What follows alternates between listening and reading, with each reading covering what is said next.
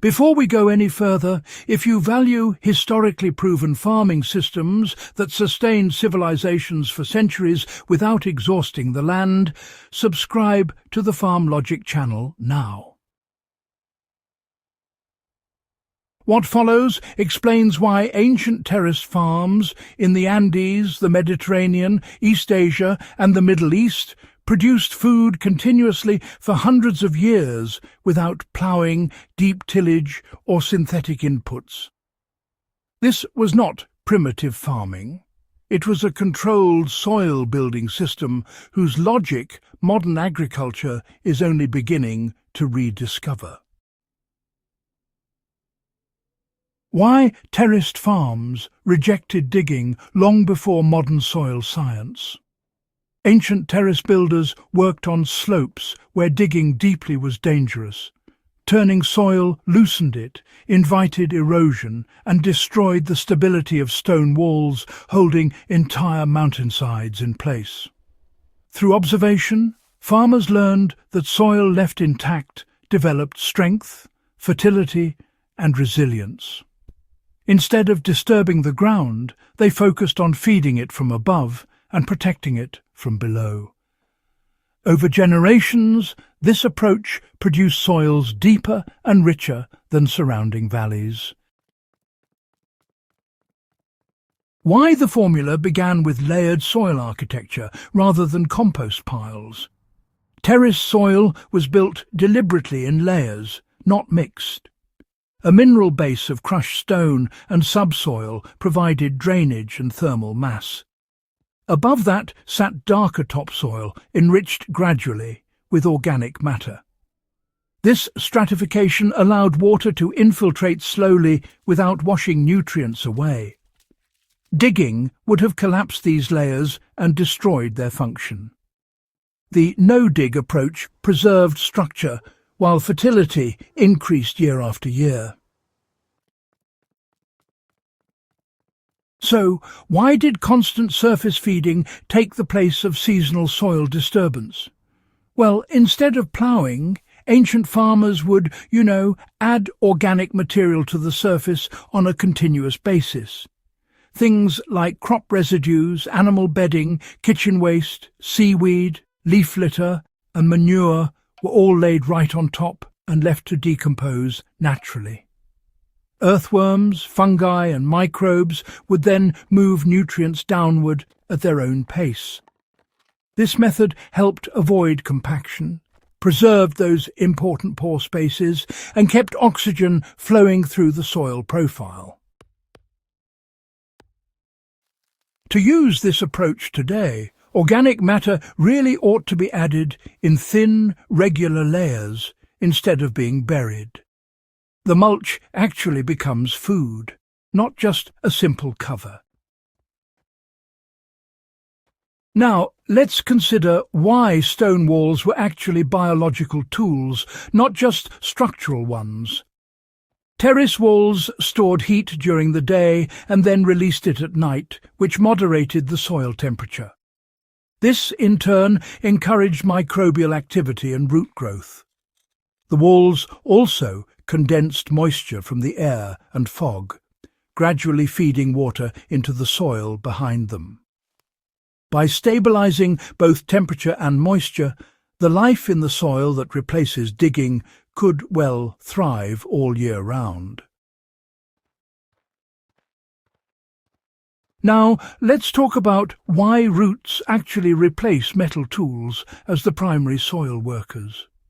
You see, ancient farmers, they relied on deep-rooted crops, perennials, and cover plants to open up channels in the soil. The roots would gently penetrate those compacted layers, feeding soil organisms and creating long-lasting pathways for water and air. And when those roots died, they became organic tunnels, Digging was unnecessary because really biology performed the same function continuously. Modern growers can, in fact, replicate this by rotating crops with deep taproots and leaving the roots in place after harvest, rather than pulling them out. It's quite simple, really, but surprisingly effective. Now, why did water management make no-dig possible on steep terrain? Well, terraces controlled water movement precisely. Rain was slowed, spread and absorbed, rather than just allowed to rush downhill. This prevented erosion and kept nutrients in place. Because water infiltrated gently, the soil remained aerated, not compacted. Digging honestly would have disrupted this balance and increased runoff.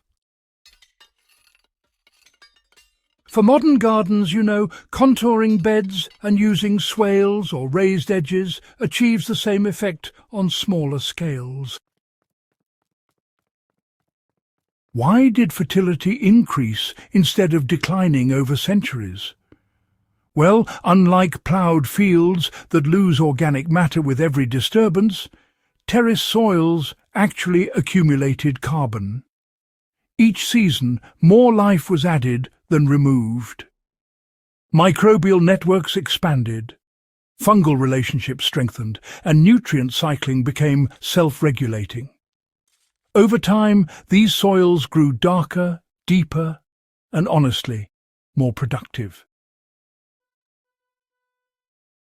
This explains why, even today, many ancient terraces remain fertile long after abandonment.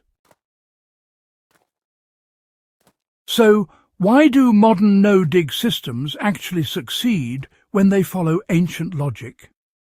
Well, you see, contemporary no-dig methods often fail when they focus only on mulch, without considering structure, water control, or crop diversity. The thing is, ancient terraces integrated all these elements into a single, cohesive system. No-dig was not just a technique, It was really a philosophy, one of cooperation with soil processes rather than domination. To replicate it, one must think in terms of decades, not seasons. Why ancient farmers understood what modern science confirms. Modern soil science now confirms that tillage disrupts fungal networks, accelerates carbon loss, and reduces water retention. Ancient farmers reached the same conclusion empirically. Their terraces were living systems, not fields to be reset each year. Why this knowledge matters now? As erosion, compaction and soil exhaustion threaten global food systems, the logic of ancient terrace farms offers a proven alternative. No-dig soil building is not a trend. It is a return to methods that fed civilizations sustainably under harsher conditions than most farms face today.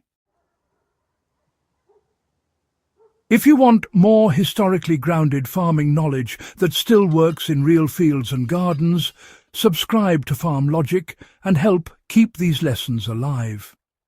Share this guide with growers, historians and land stewards who understand that the future of soil may depend on remembering how the past farmed without breaking it.